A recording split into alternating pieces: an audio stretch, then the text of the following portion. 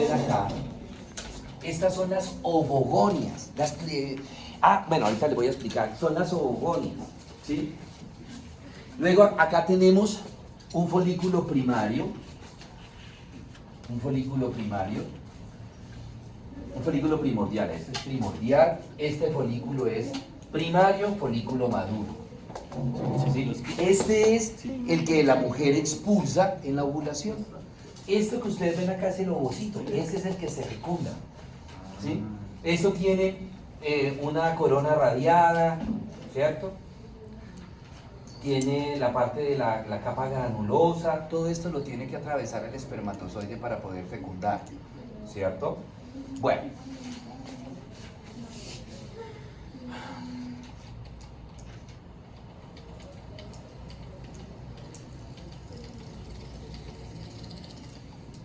Esta.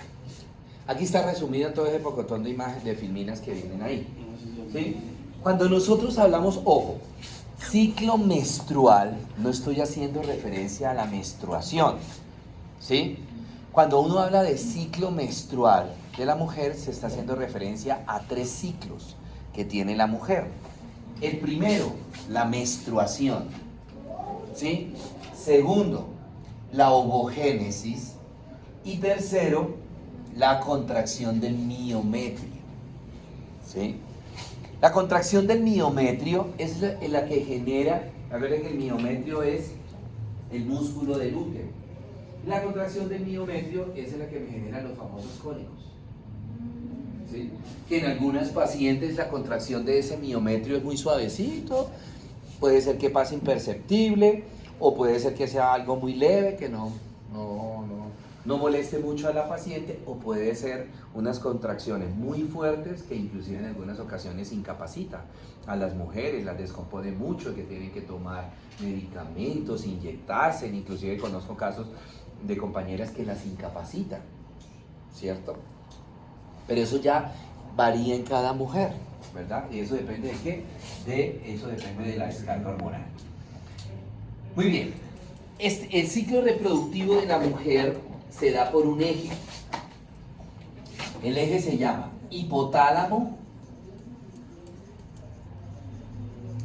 ¿Eso no es de la temperatura? Sí, hipotálamo,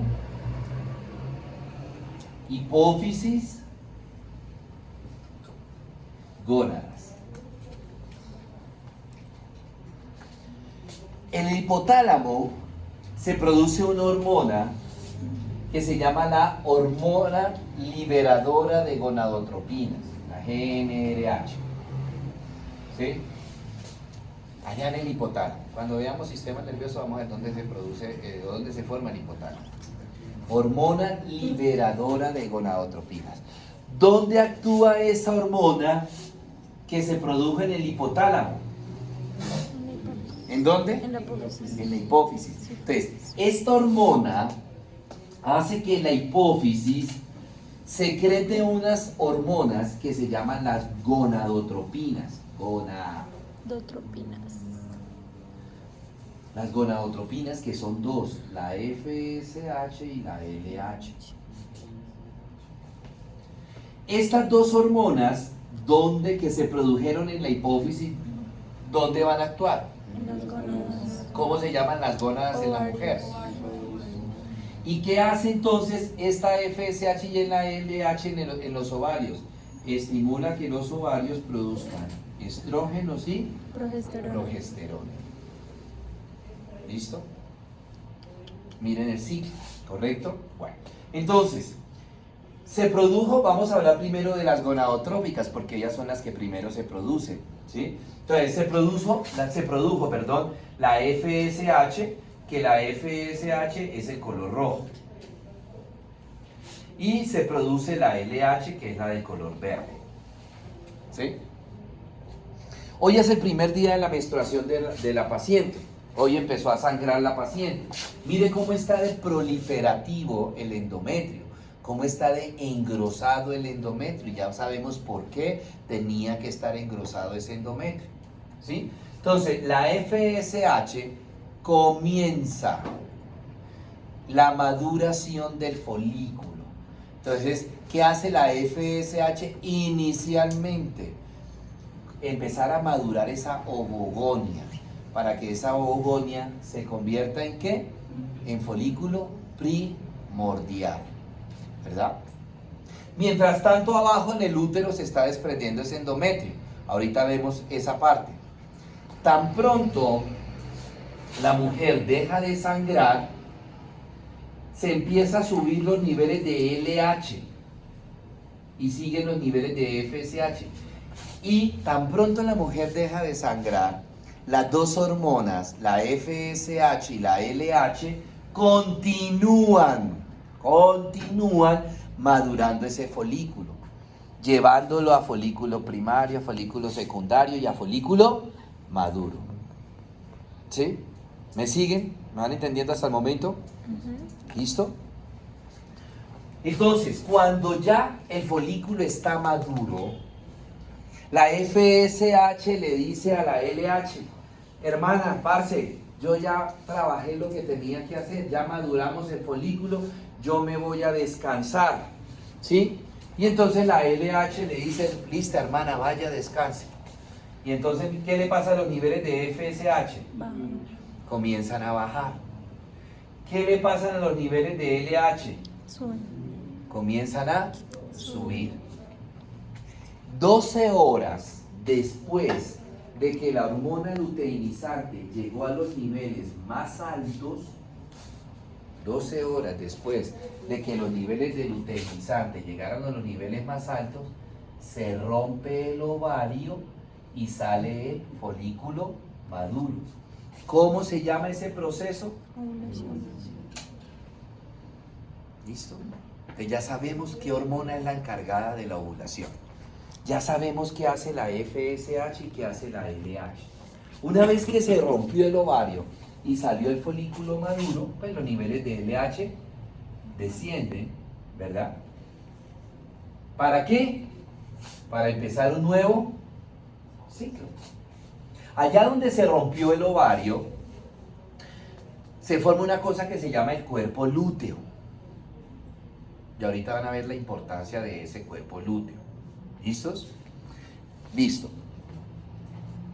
Pero la FSH y la LH no solamente actúan en el ovario, sino que también actúan ¿en dónde?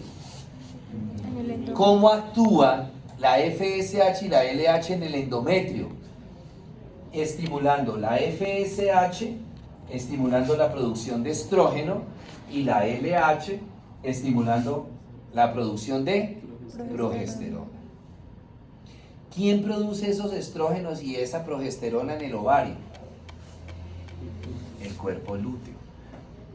¿Sí? ¿Y qué van a hacer esos estrógenos y esa progesterona en el endometrio? ¿Cómo quedó? La mujer menstruó, ¿sí?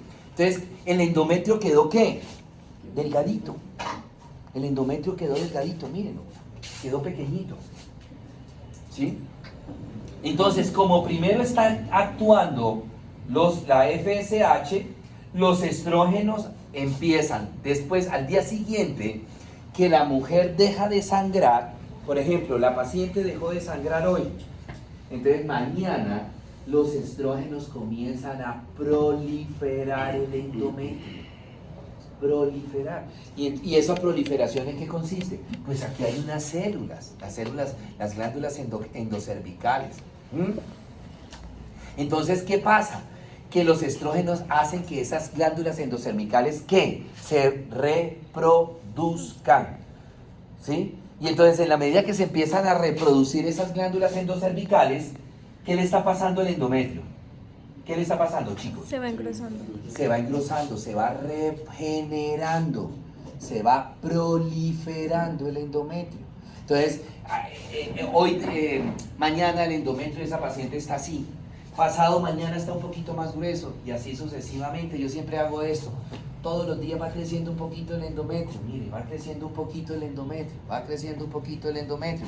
¿Para qué? Se necesita que el endometrio esté grueso, esté proliferativo.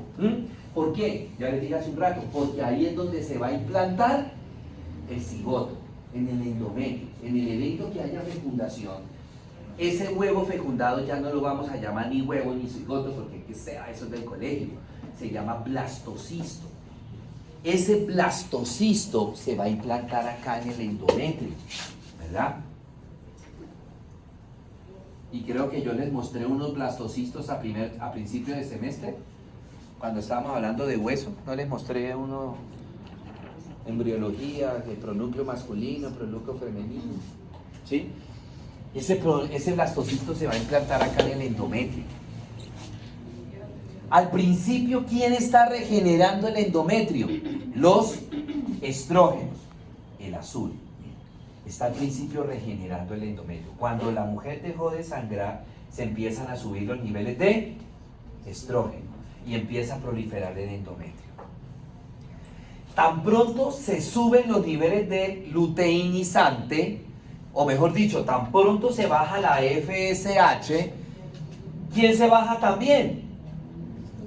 Los estrógenos. ¿Por qué? Porque acuérdense que la FSH es la que estimula al ovario para que produzca estrógenos. Entonces, si no hay FSH, pues no hay quien produzca los estrógenos. Entonces también se empiezan a bajar los niveles de estrógeno. Pero, dijimos que acá que se empieza a subir la LH. Y la LH en el ovario me estimula la producción ¿de quién? De progesterona. Entonces, se están bajando los niveles de estrógeno, pero también se están subiendo los niveles de progesterona. ¿Y qué va a hacer esa progesterona en el endometrio? Continúa proliferando, continúa proliferando el endometrio. Continúa, miren. Mire acá la progesterona y mire cómo está el endometrio proliferando. ¿Sí? Más o menos, en promedio, el día 14 del ciclo, no el día 14 del mes, sino el día 14 del ciclo de esa paciente, se rompe el ovario y estaría ovulando. Más o menos 3-4 días después de la ovulación, ¿sí?, se produciría la fecundación. Por eso miren cómo debería estar el endometrio para después de la fecundación, ¿cierto? Proliferado, grueso, grande. Pongámosle, vámonos por dos casos. Primero, esa paciente no tuvo relaciones sexuales o esa paciente está planificando. Entonces no hay embarazo. Entonces, ¿qué le empieza a pasar a los niveles de progesterona? Empiezan a disminuir. Oiga, 12 horas después de que los niveles de progesterona llegan a los niveles más bajos, se inicia la nueva menstruación. Entonces ya sabemos, cuando la niña empieza a menstruar, se me bajaron hace 12 horas los niveles de progesterona. ¿Sí? Preguntas hasta el momento. ¿Any question? Bueno, ahora vámonos para el otro escenario. Hubo fecundación, ¿cierto? La niña no estaba planificando, ¿sí? Hoy es viernes, el cuerpo lo sabe, se fue de rumba. ¿Se acuerdan? Yo puse un ejemplo hace un tiempo atrás con un muchacho, ¿se acuerdan el nombre del muchacho? Daniel era que se llamaba. Conoció a Daniel, se cayeron bien. Daniel le dijo, Camila, te invito a mi apartamento. ¿Cierto?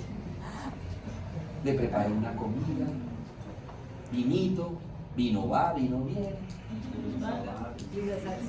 Tenga para los dulces.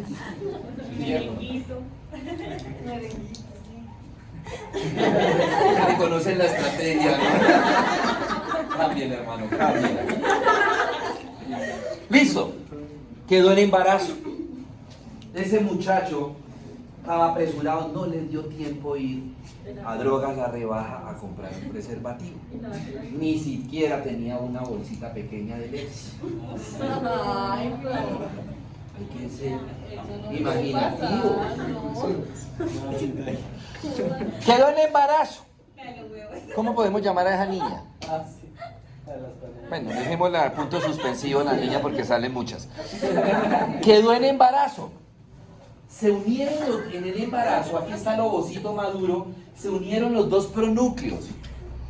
Pronúcleo femenino, que es el núcleo del ovocito, y pronúcleo masculino, que es la cabeza del espermatozoide. Se unieron los dos pronúcleos, por allá yo le mostraba una imagen, se formó una sola célula que se llamaba blasto. Esta célula comienza a dividirse, 2 blastos, 4 blastos, 8 blastos, llega un momento en que era morula, ¿cierto? Y ahí en esa morula, estamos en la primera semana del embarazo, ¿verdad? Tan pronto se unen los dos blastos, ¿sí? Tan pronto se unen los dos blastos, esos blastos comienzan a producir una hormona que se llama gonadotropina coriónica. Gonadotropina coriónica. ¿Quién la produce? Resulta que, por allá se acuerdan que aquí estas células se llamaban las células de la masa celular interna y esta la masa celular externa. Estas células de la masa celular externa me formaban el trofoblasto y este trofoblasto me forma la placenta. Estas células de la masa celular externa son las que producen la gonadotropina coriónica, específicamente una fracción que se llama la fracción beta. Entonces queda beta HGC, fracción beta de la hormona gonadotropina coriónica. ¿Sí? Esa es la hormona más sensible para saber si hay embarazo.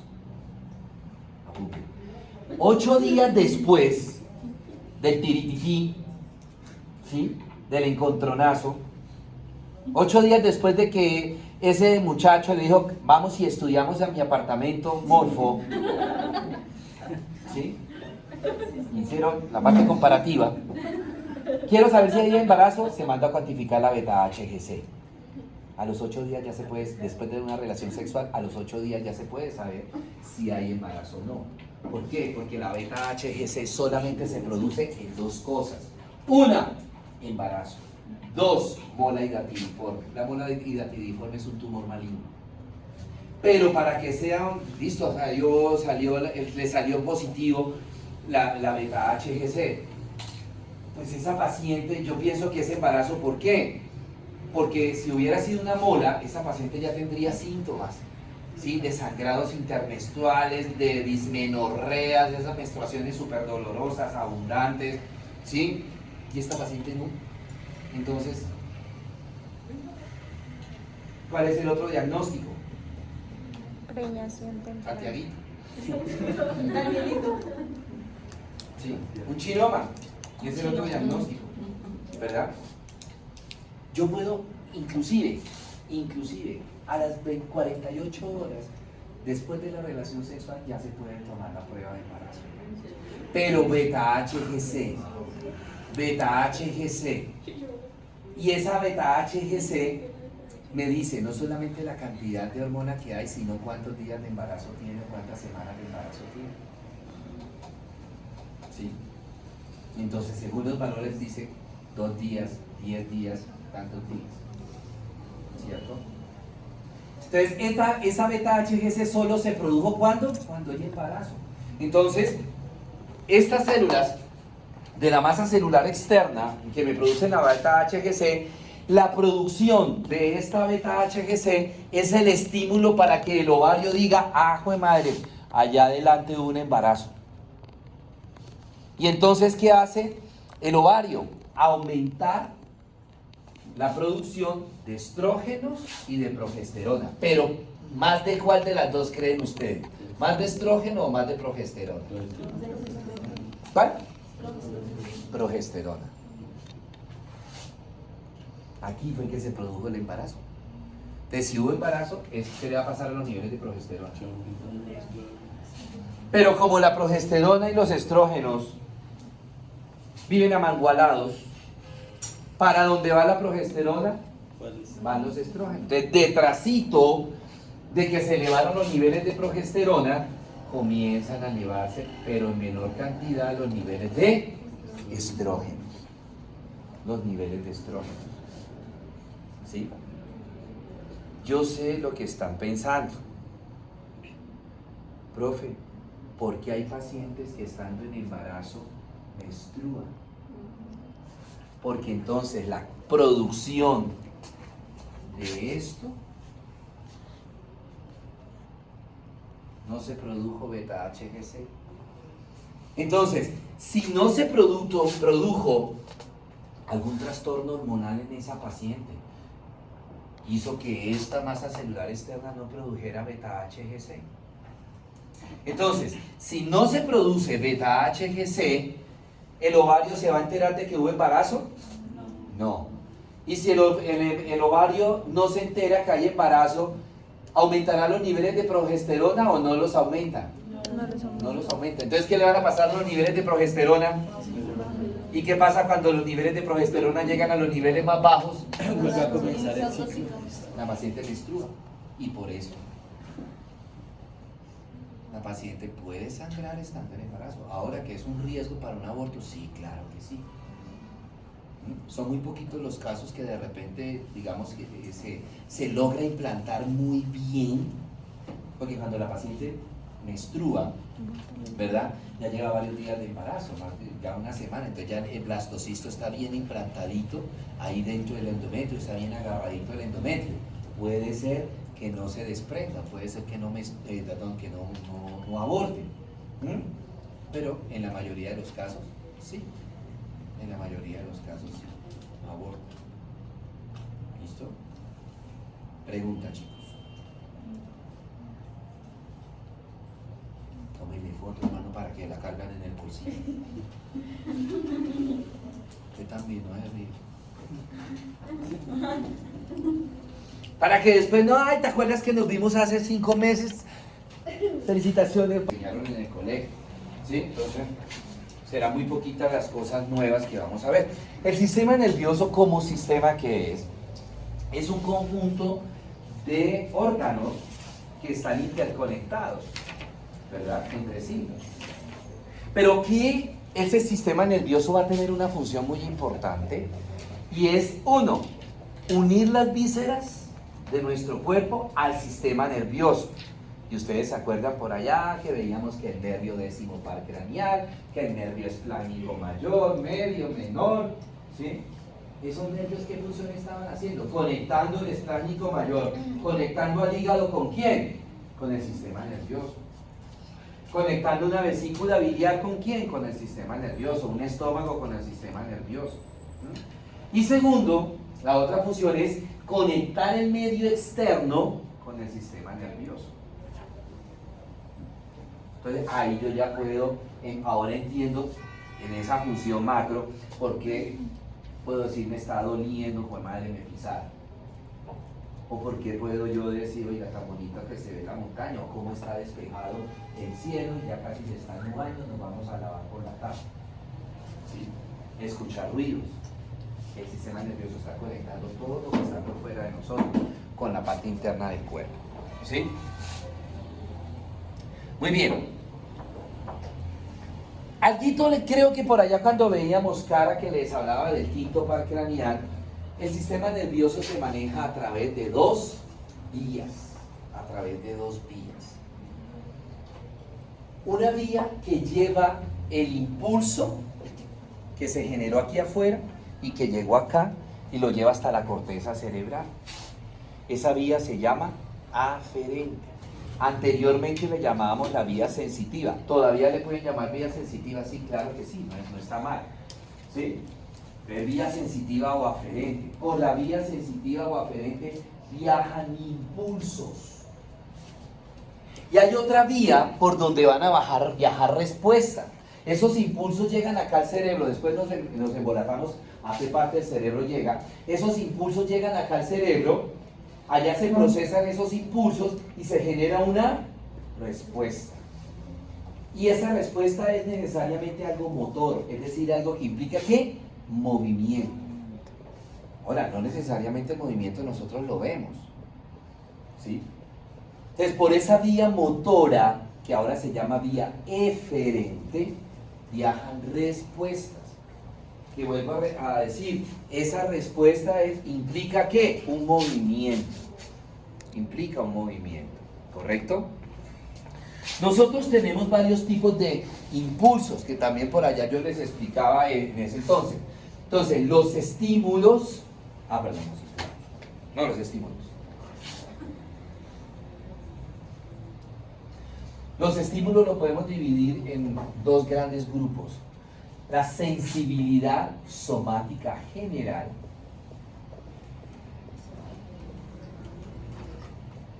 y la sensibilidad somática especial. ¿Qué significa la palabra especial? Cuando ustedes dicen algo es especial, ¿para ustedes qué es especial? Que es algo único, que es algo diferente, que es algo que no es común, ¿cierto? Que es algo que, en este caso nervioso, tiene su propia vía por donde viajar, ¿sí? Y esa sensibilidad somática especial, ¿cuál es? La de los sentidos, la visión, ¿sí? El gusto, la olfacción, la audición. La visión va a viajar por una vía que se llama el nervio óptico. Por ese nervio óptico solamente viaja ¿quién? La visión, nada más.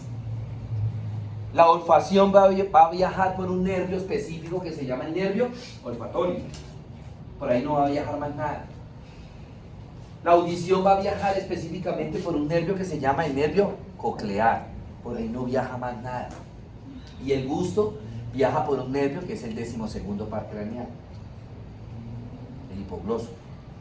¿Listo? Esa vía es exclusiva para esto. Por ahí no va a viajar más nada. Pero tenemos la sensibilidad somática general. Esta sensibilidad somática general son 5 tipos de impulsos que ya nosotros lo vimos, que era el tacto, la presión, el dolor, la temperatura y la propiocepción. ¿Sí? Y estos, ¿por qué se llama sensibilidad somática general? Porque está en todo nuestro cuerpo. ¿La visión dónde está? Pues solamente en los ojos. La audición, pues solamente en el oído. El tacto, en todo nuestro cuerpo. La presión, en todo nuestro cuerpo. El dolor, la temperatura y la propiocepción, en todo nuestro cuerpo. ¿Sí? Entonces, resulta que el camino por donde viaja la sensibilidad somática general se llama nervio, ¿cierto? Y por ese nervio, aquí está el nervio, miren, lo cortamos por la mitad. Por una parte van a viajar las aferencias y por otra parte van a bajar las eferencias, ¿sí? Por otra parte viajan las eferencias. ¿Qué viajan las aferencias? O sea, ¿qué dijimos que eran las aferencias? Impulso, sensibilidad. Y las eferencias, motor, respuesta. Correcto. ¿Listo? Muy bien. Pero resulta que este camino de las aferencias solamente tiene 3 carriles. Y por 3 carriles hay que viajar 5 carros. Un carro que se llama tacto, otro carro que se llama presión, dolor, temperatura y propiocepción. ¿Cómo hacen para viajar 5 carros por 3 carriles? Pues en Perratoncombia nos metemos al desmadre, ¿cierto? Hasta por el carril de Transmilenio. Pero imaginémonos que es un país desarrollado, allá sí respeto. Entonces, ¿qué tienen que hacer los 5 carros para viajar por 3 carriles? ¿Qué? ¿Qué creen ustedes? Correcto. Tienen que compartir vía. Entonces, pero no es que yo hoy quiero compartir, hoy yo tacto, voy a compartir el camino por donde viaja el carrito de dolor. No, siempre comparten el mismo carril. Entonces, el tacto y la presión siempre comparten el mismo carril. Hombre, yo me toco, siento que me toqué, pero también puedo decir qué tan fuerte fue me toqué, la presión. No, me toqué pero suavecito. Pero de que nos... O me hicieron una presión muy dura. ¿Sí? El dolor y la temperatura viajan por otro carril. Tarea para mañana. No, traer un carro no. Una Toyota Hilux. No sé por qué no toma apunte en tu planeta y te cortan la ahí.